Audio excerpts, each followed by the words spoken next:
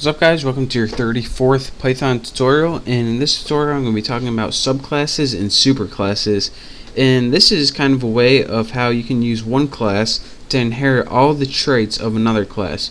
And if you work with anything like CSS before, then you probably know a little bit about parent and child and inheritance and stuff like that. But well, let's just go ahead and get started. The first thing we need to do is make a class, and I promise by the end of this tutorial you will know what subclasses and superclasses are.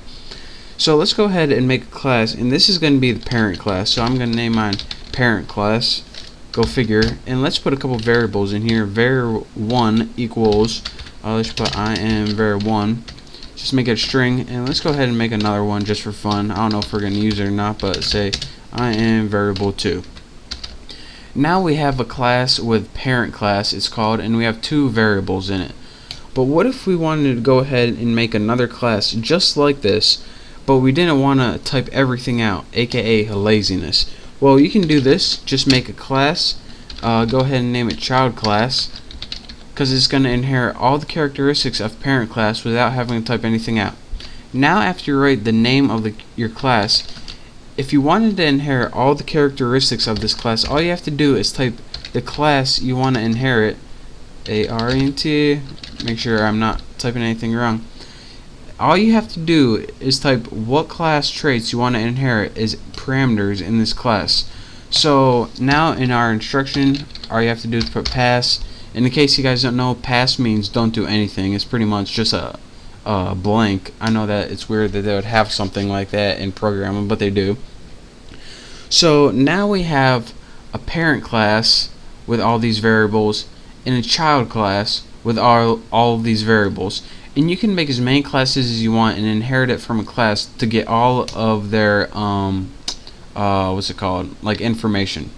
So now let me show you guys how this actually works. We need a couple objects to access those variables.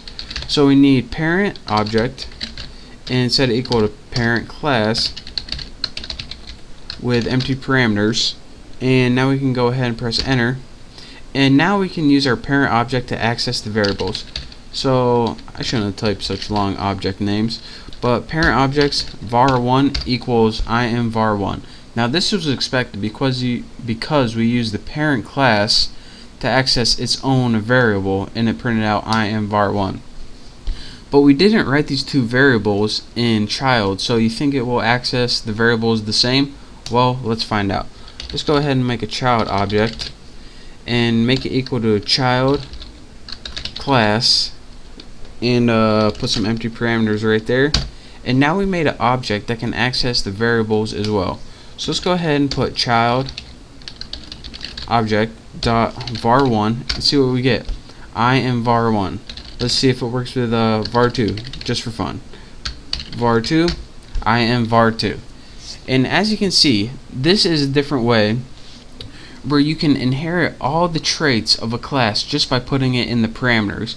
And this is useful when you want to copy an entire class, but you don't want to have to type every single variable and method in it. So that's how you can copy an entire class, and they name it child and parent or subclass and superclass because this inherits the traits of a bigger one. So that is your quick tutorial on parents and child classes, also called subclasses and superclasses by some people. So that's your quick tutorial on how you can use one class to inherit all the traits of another class and also call the variables. So thank you guys for watching. I hope you learned a little something here, and I look forward to teaching you something in the next tutorial. So don't forget to subscribe, and I'll see you then.